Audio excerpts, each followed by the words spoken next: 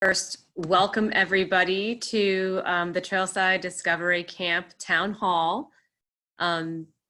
Vicki asked me to start things off tonight, and I wanted to just say that I'm really grateful for all of you making time for this conversation and appreciate you taking time out of what I know are very busy days and lots of Zoom time to be a part of this, to ask questions, to hopefully get some of your questions answered. My name is Polly Carr, and I am the Executive Director of the Alaska Center Education Fund, which houses the Trailside Discovery Camp program. I wanted to start out by recognizing that we are on Dena'ina lands and to express gratitude for the stewardship of the land and the knowledge that comes from this stewardship for thousands of years. I think that people on this conversation understand that connection to the land and, to our waters and our wildlife is critical to our health and well-being, and for our children to be able to learn and grow up in the outdoors is so important to their well-being. And I think that's part of why we're here today, or tonight, I should say. I wanted to just say that I see the Trailside Discovery Camp through 3 different lenses and come to it in 3 different ways. First, as executive director of the nonprofit that supports the program, I come to Trailside from a sense of financial and organizational responsibility and wanting to make sure that this program is successful and that we support the needs of families and parents and children. But I also see it through my role as a former Trailside Discovery Camp counselor. I moved here in 1997 to be a trips guide and worked for the program for 3 years.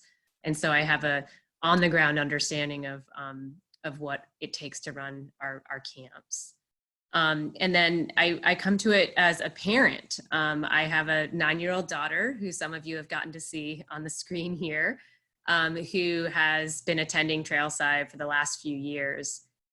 And as a parent, I think I share with folks on this call the stress right now of trying to figure out how we're going to navigate summer and meet what is a pretty sizable childcare gap for many families across our city. So wanted to just say hello to you from those perspectives. And my job next is to introduce 2 of our main speakers. So first, Deb Gilboa, otherwise known as Dr. G. And I think if anybody was on the call early, you heard me say that out loud.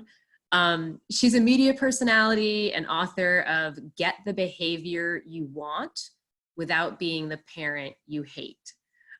She brings insight and humor on the common issues affecting kids in today's high-paced world, and using that humor and personal parenting challenges and experiences as a family physician, she offers tips and solutions to help camp counselors and staff get the best from campers and each other while giving the life skills that change kids forever.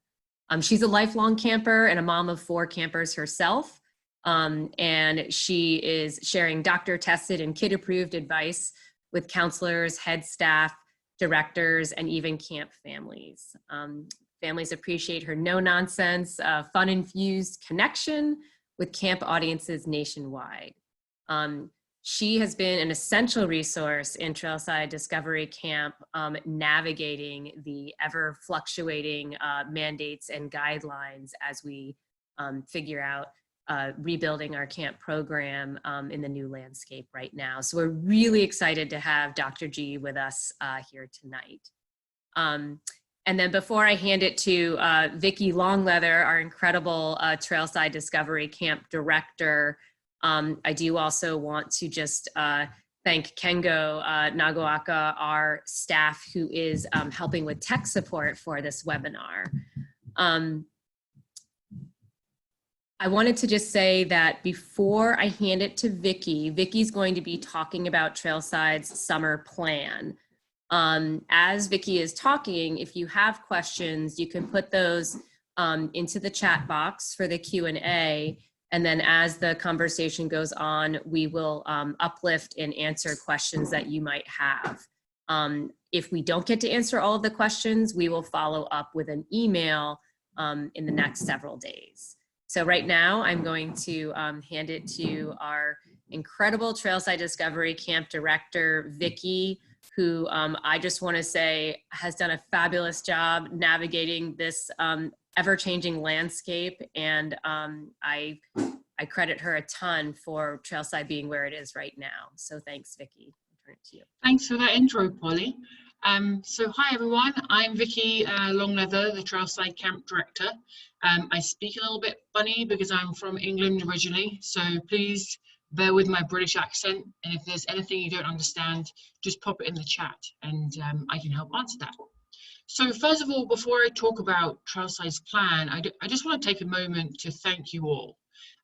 Thank you all as parents, thank you all if there's staff on board right now too, for being patient with us. We're kind of navigating through these times together, and I know it's uncertain, and I want to talk about Trailside's process moving forward of where we are now, but we couldn't do this without all of you, so thank you for that. We've done a lot of research. We've done some extensive research. We've reached out to other organizations, even Alaska organizations like Campfire. We have read through many mandates, many policies from the CDC, from the American Camp Association, which Trailside is accredited through. And then we communicated with parents and gathered parents' feedback about their needs and what the community is looking for right now, as we want to be responsive and we want to change the evolving conditions and with the mandates. So moving forward with that, we decided that we want to provide programming. We want to get kids outdoors, we want to be engaging with each other, and we want to make it happen whilst using best practices and updated protocols and procedures. So where we are right now we are mid-staff training. We have over 50 seasonal staff on board who are doing virtual and in-person training every day and at nighttime too. And together, we're all on board virtually in the mornings, and then we meet in person, scattered around our locations that we have coming up starting next week. So registration for weeks 1 through 4 is open with the new sites allocated.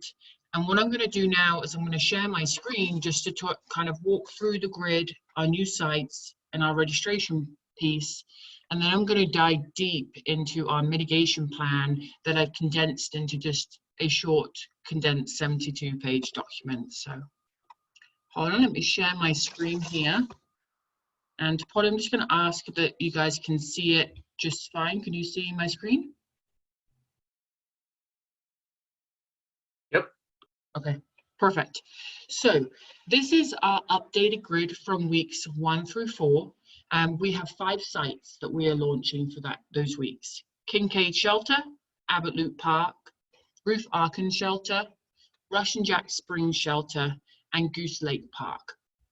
These are all outdoor locations. We will be having portable restrooms and hand washing stations. And if there isn't a hand washing station, we will have surplus hand sanitizer.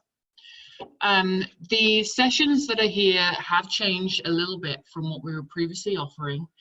We are not doing any field trips that require van transportation. So instead, we've picked sessions that can be adapted to the surrounding environment, like Kincaid. Little Campbell Lake's really close by. There's an archery range and an abundance of biking trails.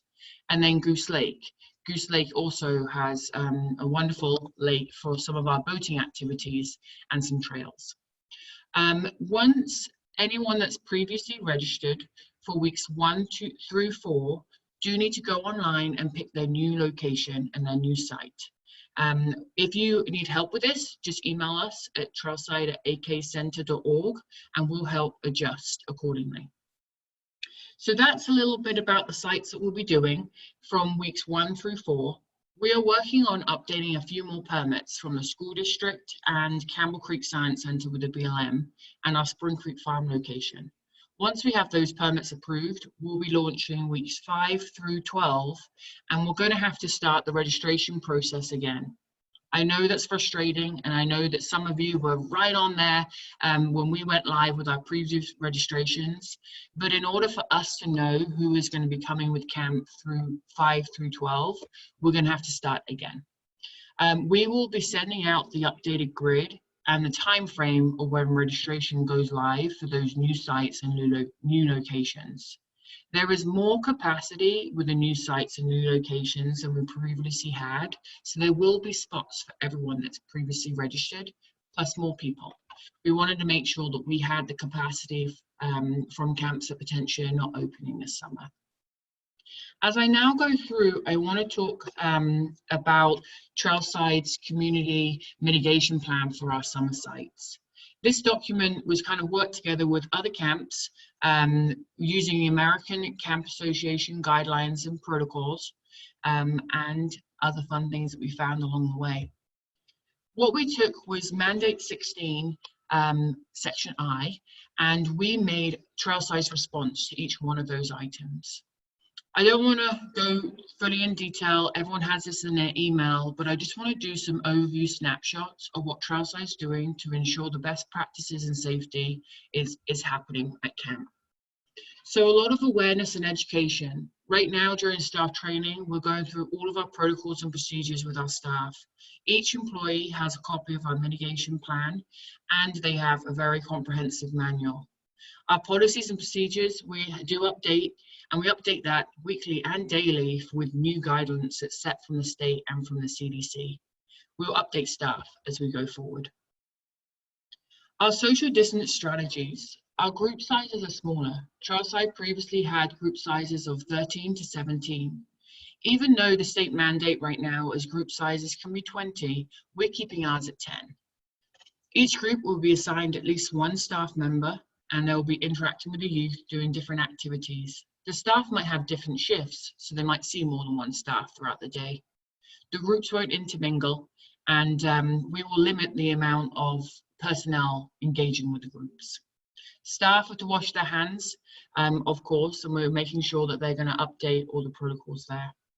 We're not going to be having any special guests or speakers. We're going to keep the programming just with the staff that we have on board. Physical distancing. All of our staff and youth are to remain 6 feet apart. We're going to be having age-appropriate strategies when we're explaining physical distancing. And we're going to have some cones, some tape, and some things in place to make sure each group has their own unique area that's special for them. Most of our activities are outside. All of the locations for the first 4 weeks are outside. We do have the shelters, and it will be sanitized in between groups using that space. We will have schedules that we'll send out just like previous before. We have Week at a Glance, which will show you what curriculum we're following. Our program supplies won't be shared with each youth. They'll have their own unique, their own individual tools, and then we'll sanitize it if we do share. Driven field trips are not permitted right now. We won't be transporting any kids, but we will be doing some walking field trips, some boating field trips, and some biking and hiking all the trails. Our drop-off is going to be a drive-through drop-off. Parents will stay in their vehicles with campers, and we'll have our staff do the health screening through the vehicle. And other than that, the registration is all, we do most of it online anyway, so everything's still going to stay the same there. We will require health screenings for all of our campers and all of our staff. Any youth who are experiencing any symptoms and have a fever above 99.5 will not be permitted to come to camp. We then go in a little bit more detail about our policies here, and I do have another document to show you about what we'll be doing our end that parents might not see, and that is our camper health screening checklist. So I might be overwhelming everyone a little bit, and I know things have been coming through the chat box. So I'm going to take a moment to pause and just go over to Polly and see if there's any lingering questions before I go back to that document, because sometimes I can overspeak. Great. I'll just read these out loud. The first one is just confirming that there's no bus service. Yes, great question. We're not doing the van service as of now. Great. The second one, are the shelters at the newer locations better than just little outdoor type tents? So a little bit more on that question. So the shelters are, they are the buildings from the Muni. Like, we've rented the actual shelter unit. Each group will then potentially have a canopy for their area that's there, but the shelter will help because then groups can go in, maybe the arts and crafts activities are happening there. I'm not 100% sure if I answered that question right, so whoever wrote that one, if you need any more clarification, just ask again. Got a couple more here. Will the Kasugi Ridge camp be canceled? If not, will we need to re-register? Great question. So far, and I didn't cover this before, so I'm glad that someone brought this up. So right now we've suspended all of our trip programming through week 4. So that's all of our overnight camps. We're monitoring the guidance that's been sent our way about what to do for overnights, and technically we're a resident camp when we turn into trips. We're hoping that we can have some programming potentially near the end of the summer. But for now, if you are registered for Kasugi Ridge, which I believe is week 3, if I'm correct, top of my head, then you can register for a different session week 3 to still be in that programming that week. And then if we do launch a Kasugi Ridge trip at any point during the summer, those that were previously registered will have first dibs on that session. Great. And then I think that you touched on this, but I just want to read this parent's question. This comes from Amy Steele. Do you think it may be possible for any van or overnight trips later in the summer? My campers are on the older side, tween teens, and look forward to the overnight camps, perhaps camping on the Kincaid beach or Goose Campbell Lakeside for a few days. Yeah, definitely. Our programs for our trips are very popular, and we have 2 wonderful staff, Arcadia and Cameron, who are working on what it could look like in a different format. So we haven't given up hope on trips for the summer, but we right now are suspending them through week 4. Great. And then I've got another one here. Can we pick up and drop off our kiddo at a different time? For example, if we have a dentist appointment. Great question. So our drop-off period is between 7:30 and 9 in the morning, and then the pickup is between 4 and 5:30. Of course, we understand that people have doctor's appointments, or you might have a Spanish lesson in the middle of the day. We're going to ask parents to try and limit the amount of appointments that we do have, but there will be the opportunity for pickup. We'll have you directly reach out to the staff member who's overseeing that site to liaise those appointments and where the pickups are going to be. Great. I think, let me go see, okay. Another one, will anyone be required to wear a mask? Also, what will the process be for injuries? Perfect. That is a wonderful question. So we are encouraging, all of our staff have to wear masks. They will be able to take them off at certain periods of the day, but we do want staff to wear masks. For the campers, we are encouraging them to wear masks, knowing that campers potentially don't always follow all the rules, and they might have a little bit of a difference. So I'm going to actually scroll down and continue on with a few more of these points here, because it actually carries on. Really nice segue. And then I'm actually going to pass over to Deborah so she can jump on any of those parts that I haven't covered. So responding to illness, any staff that becomes ill will be sent home immediately. We do have an isolation area that will be set up at each site. Only one staff will interact and conduct a health assessment of the child. And then our staff will have PPE for any of those parts that are there. The face coverings. So that's what I want to scroll down to, because I know that was part of that question. So all of our staff are required to wear face coverings, and then cloth face coverings are encouraged for our youth, but it will remain up to the discretion of the parents. So we will be encouraging them, and some activities will have face masks included. So a face mask is just going to become like a water bottle to camp. It's just part of the packing list. And just to double check to make sure everyone has one, it would just be something that they have to wear during check-in. Deborah, do you have anything else to add to that part?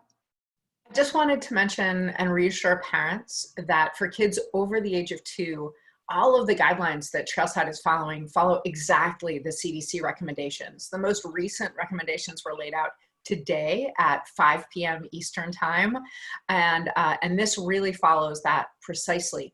And, you know, we've talked a lot about how as we learn more and situations develop, recommendations may change. So I'm going to help Trailside all summer, keep an eye on what's happening and what the current status is. And one of the things that I've been most impressed by working with your staff is their flexibility, their adaptability, and their ability to learn.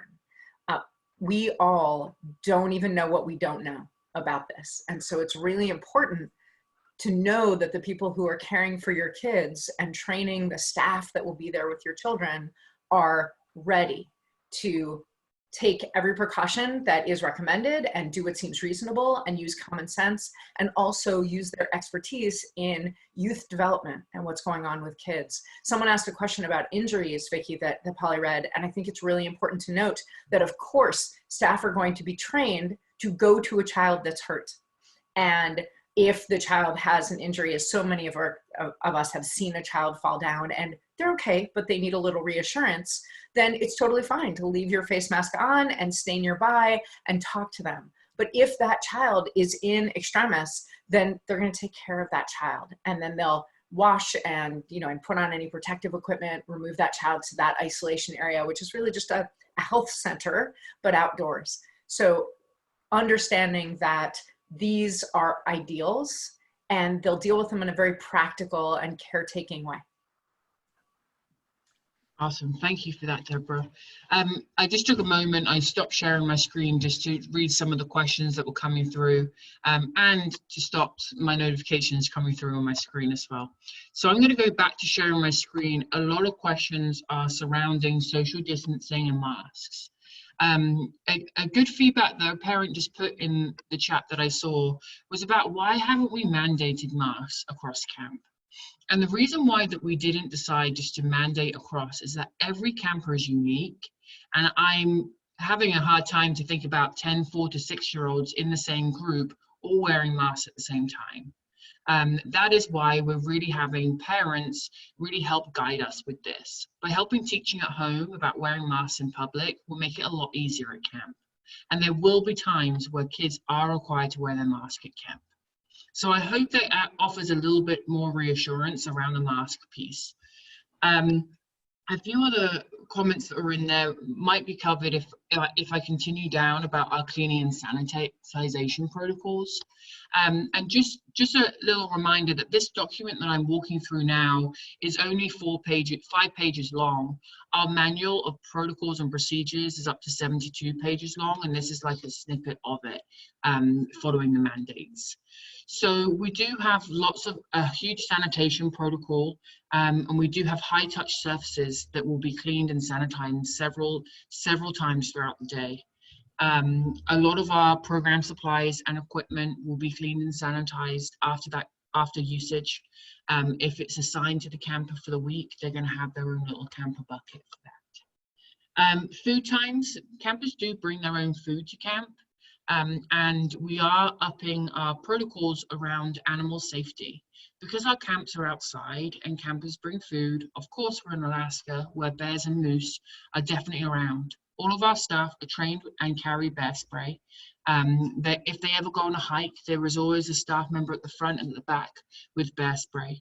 And then if they are to eat meals outside, potentially on the grass, they use a tarp. They have separate tarps for social distancing around with campers, and then there is a big cleanup after meal times to make sure that we are using the best principles that we can. Leave no trace is a big part of our program, and so we will be maintaining that throughout the summer. We also teach the kids about bear safety. My first day when I came to Alaska, I was taught by kids 2 things. First of all, the 5 types of salmon on my hand, which I now know. And then second of all, bear safety. And so we love to engage the kids right away when they get to camp in their like opening ceremony of Trailside. Staff and kids will be encouraged at all times to do hand washing or to use hand sanitizer, and we are following the guidelines on that. We also have the exposure response plan, and this talks about when there is a case of COVID-19. We want to make sure that you understand that we haven't thought through this lightly and we have a protocol in place. We are talking about the notification of the local health officials in the school district. We're talking about the closing of the program and the communication with parents and staff. Trailside will tell you everything that we're legally allowed to tell you. We're obviously not going to release people's names, but we are going to keep you updated the whole way through this whole process.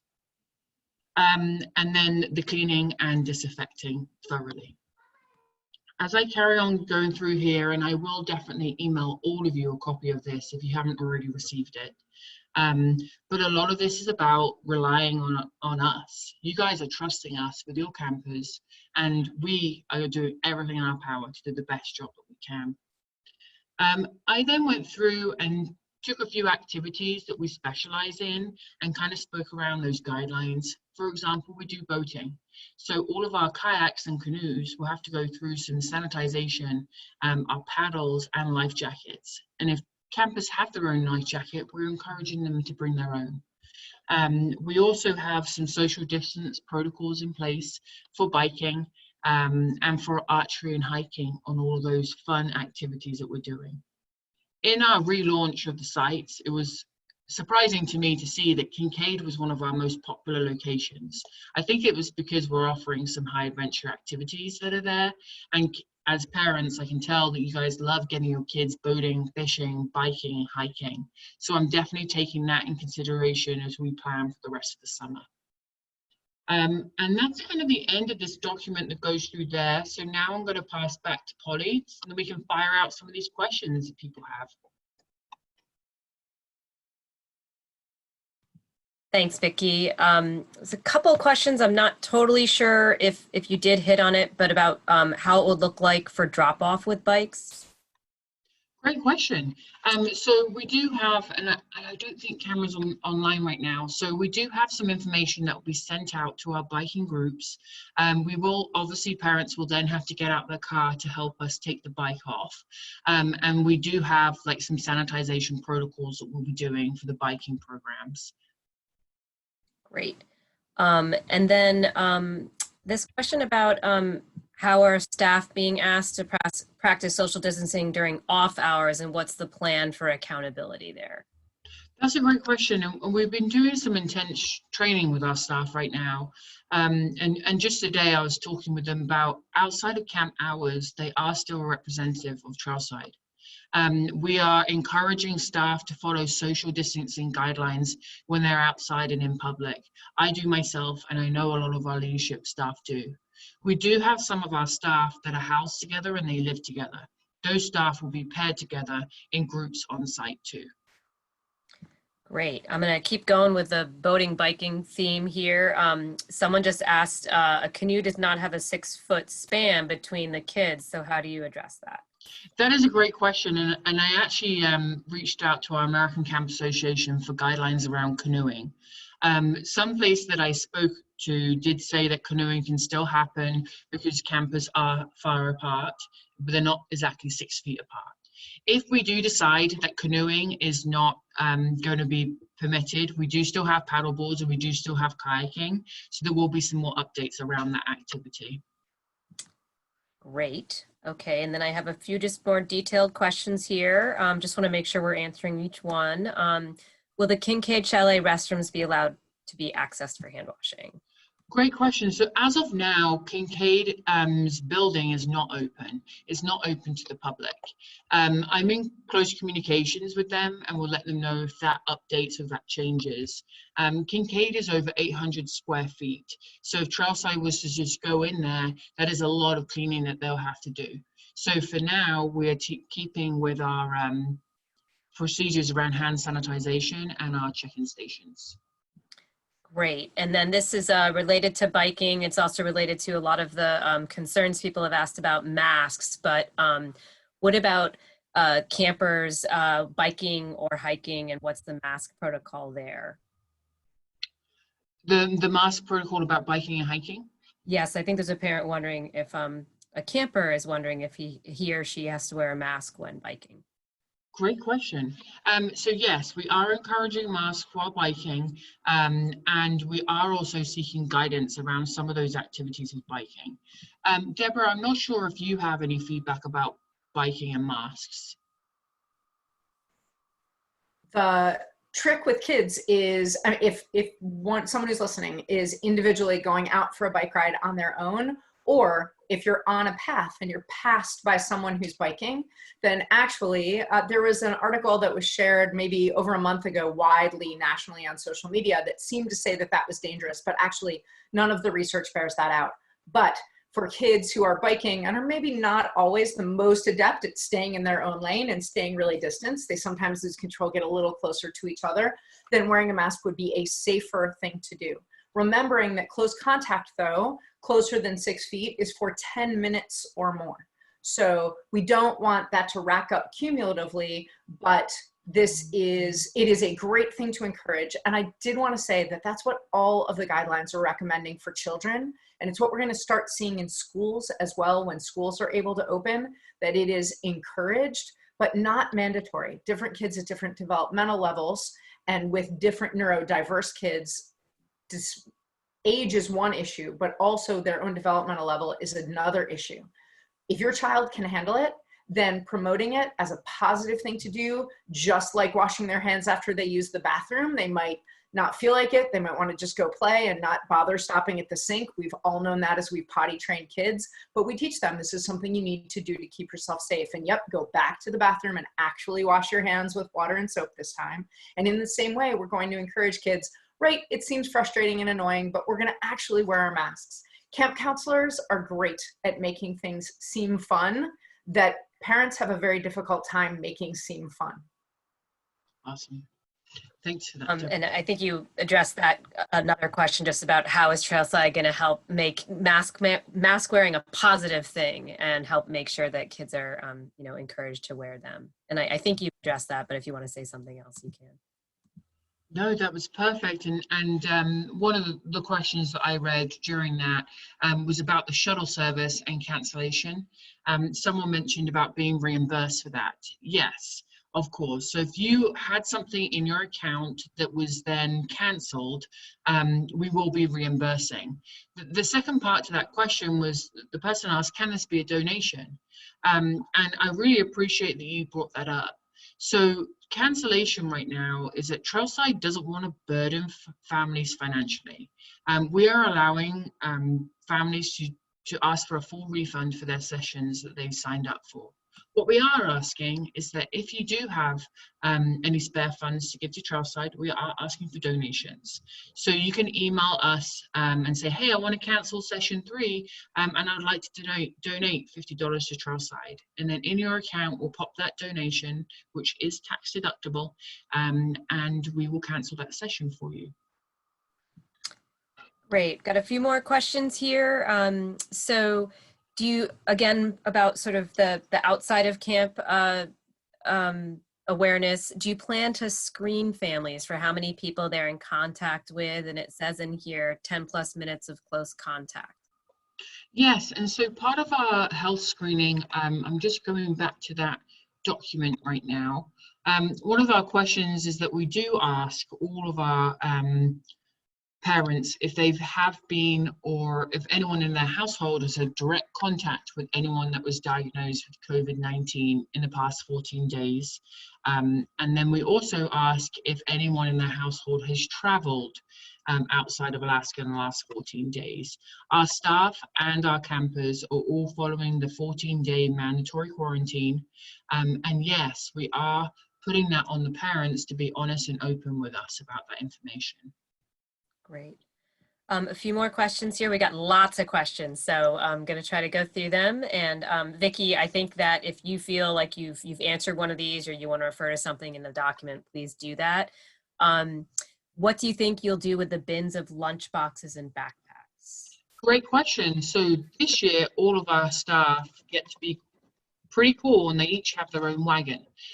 So we do have a wagon that they can have some of their program supplies in, and they can leave the lunch boxes and backpacks in there too to kind of help with transportation around.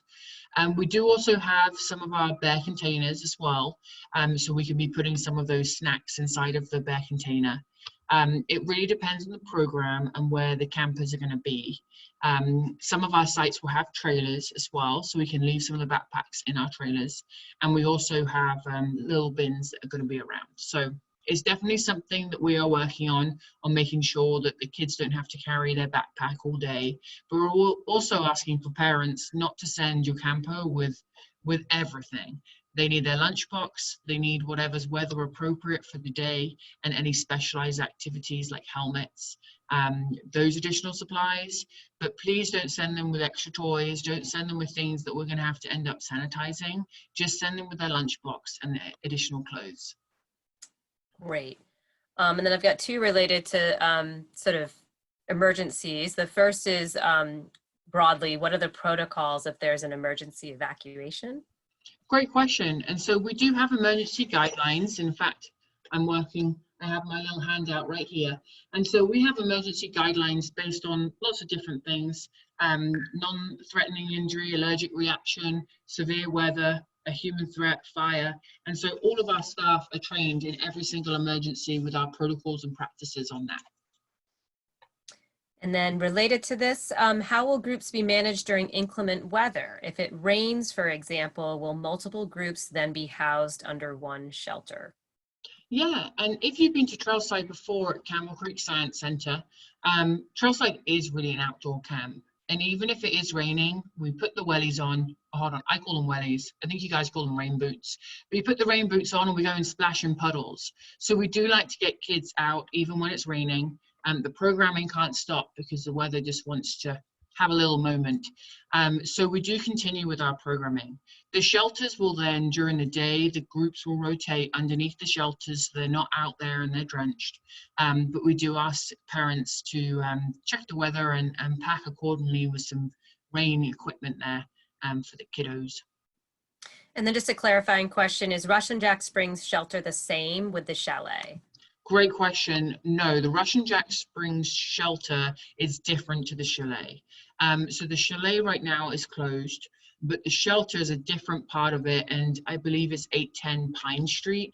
And we're going to make sure that we send pictures this week. We have our staff out taking pictures of exactly where check-in is going to be to help with those visual aids and maps. So that check-in's there. If the Chalet eventually does open, we usually are in the basement area of the Chalet. We'll be adding that as a site. And I've got about 5 more questions. I think some of them are pretty short answers. Will parents be able to leave their vehicle to help unbuckle their child? That is a great question. And I don't know the answer to that one right now. So I actually didn't really think that one through. So that's a really good question about buckling and unbuckling. Deborah, do you have any suggestions around that question? So the youngest kids are how old, Vicki? 4. Most 4-year-olds can unbuckle themselves, and although they're in the habit probably of having their parents do it and get an extra hug or a kiss, I'm going to encourage you to let this be one of their first camp skills this summer for them to, especially the unbuckling at camp. Certainly if most kids this age can't have the motor skills to handle buckling as well, but if they're tired or they're just not feeling it, you can't take the risk that they're not easily buckled. And it would be safer to have a parent, after the staff person has stepped away from the car, just come around and lean into your car rather than having a staff person lean in and handle the equipment inside your car. Great. And then if we forget to send our kiddo with something like lunchbox, rain jacket, etc., can we still bring that to the campsite? Yes, and so we'll liaise directly with the parents for that, and we'll have a staff member pick that up from the car.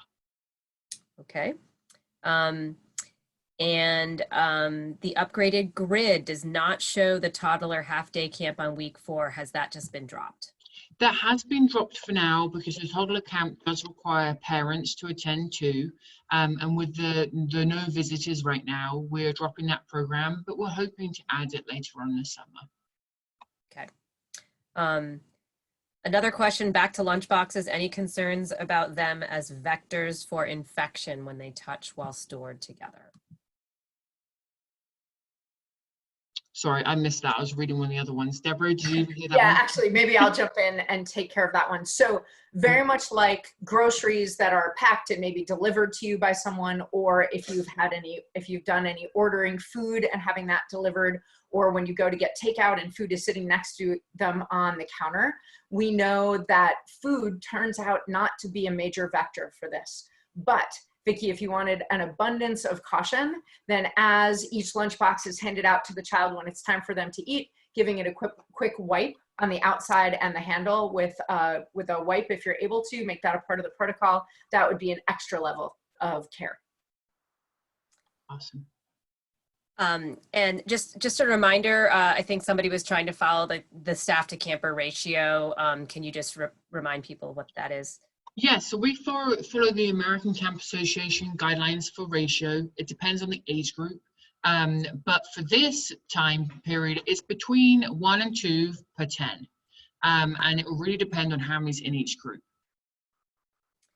Great. And then what are the statuses of other potential campsites? This person says, I'm asking because some of the sites listed are super convenient for me.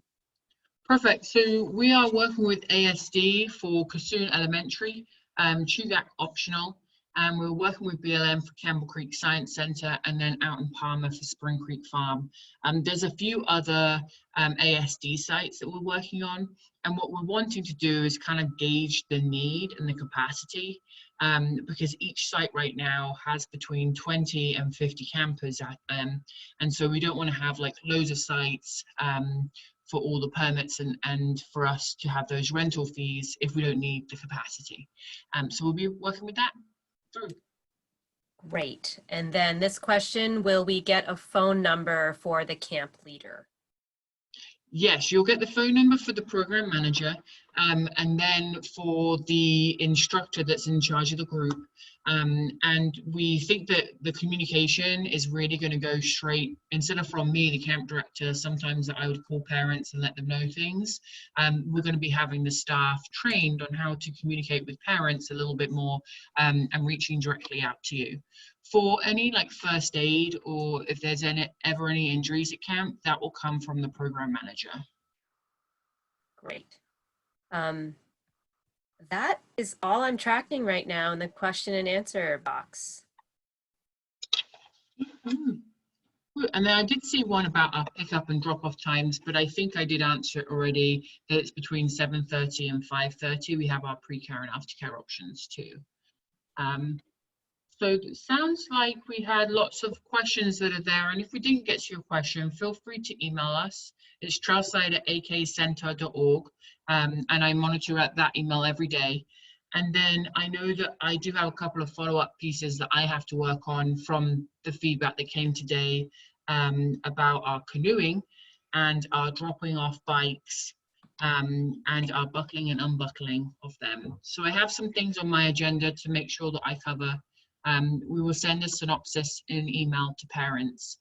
But if you are registered for next week, please monitor your emails, and we'll give you updates, and some fun information about what programming is happening next week. And then Polly, I was gonna, is any more programs coming in? I mean, any more questions coming in? I caught another question from a while back in the chat box, about asking if we have to re-sign up for our existing sessions at Spring Creek Farm. Great question. No, Spring Creek Farm is the exception to the re-registration, because it was the only site that was going to be out there. We are monitoring whether we have permission to start week 1, and which is actually June 1st for Spring Creek Farm. And once we know that information, we'll reach out to them. Great. I think there is still one question about will there still be before and after care? I think you touched on this, but the question is still only with the same group of 10. Yes, and so that area will have an activity for the morning while they're waiting for the rest of the campers to come, and we have an abundance of games and sessions that we can be doing with those campers before care and those that need a little bit of aftercare too.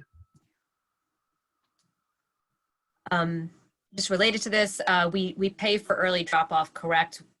And I think people are focused on this naturally. What time does drop-off start without paying? Not sure if I have Yeah, great question. So we still do have a window of drop-off between, so the 7:30 to 8:30 is the pre-care part that people pay for, but then the 8:30 to 9 is kind of the main period that people drop off, and then we can do pickup from 4 to 5:15, 5:30ish. And I'll re-clarify that in all the emails that I send out next week if that was a little confusing. A couple of parents have reached out because they now have to drive a little bit further from their house, and can pre-care and aftercare be included? We don't want there to be financial burdens. Please reach out to us if you're running into any driving issues, especially for those that were on the van run. And I think that's it for the questions, at least that I've been tracking in here from the beginning. Just some nice comments. Yeah.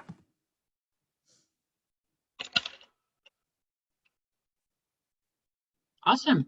Well, thank you guys so much for connecting with us today. Really do appreciate the comments that are in there, the feedback. And I definitely will be doing my homework on canoeing and on biking, and we will send an email out this week. But any questions, please email us. And thank you, Dr. G, for coming on board today. We really appreciate it. Thank you to Kengo for all of our tech support. I know that during this time, I have learned Zoom so much. I think I've been on 1 or 2 Zooms prior to this pandemic, and now it's just my life. I love Zoom. And then thank you so much, Polly, for helping us facilitate this conversation and all of your guidance. And so over to you, Polly, for closing remarks. Great. And wow, I got to tell you, I'm in a lot of close conversations with Vicky about Trailside, but I learned a whole lot tonight just following all of these questions. You all are incredibly engaged, and I wrote this to one of the parents, but the way that Trailside is able to navigate this period is through the community of families that are a part of the Trailside community. And we really, all of your feedback and all of your questions are helping inform and guide what we're doing, in addition to all of the mandates and guidelines that are in existence. So thank you for that. And thank you for such a robust, set of questions and discussion tonight. I appreciated that earlier a parent said, can we turn this registration into a donation? And Vicky said, yeah, we appreciate all the support we can get. I do want to say that we are in need of more support for this program. Turning Trailside into 8 locations means 8 times the supplies. It means 8 times the support. And we don't have, government relief, if you will, for this kind of expansion. We're kind of doing it all with sweat equity and a lot of innovation. And so next week, we are actually, the Alaska Center and the Alaska Center Education Fund are actually having our online annual fundraiser. This was to be happening in April, but of course we had to cancel the in-person events. And I think that Kengo is going to put a link into the website that we have, where if parents are interested, if parents have the capacity, we know that not everybody does, and we want to really acknowledge that. You can go onto that website from Tuesday of next week, May 26th to the 31st. There's a lot of fun outdoor items people can bid on, or you could just make a donation if you wanted to, and we can help support this work. If you want to make a restricted gift just to Trailside, you can put that in your comments. And I think that parents here might be aware that, we lost several fat bikes, which are kind of like the cornerstone of outdoor activity when it comes to social distancing this summer. They're also very expensive. And so kind of been hit hard in a few different ways while trying to navigate and innovate at this time. And so please spread the word. If there's any support that people would like to give, we'd be grateful and indebted to you. And our goal is just to make sure that we can run these programs and fill this need. So thank you so much. And thanks, Vicki. Thanks, Dr. G. And thanks, Kengo. And thanks to all of you. Thanks, everyone. Take care. Bye, everyone. Good night.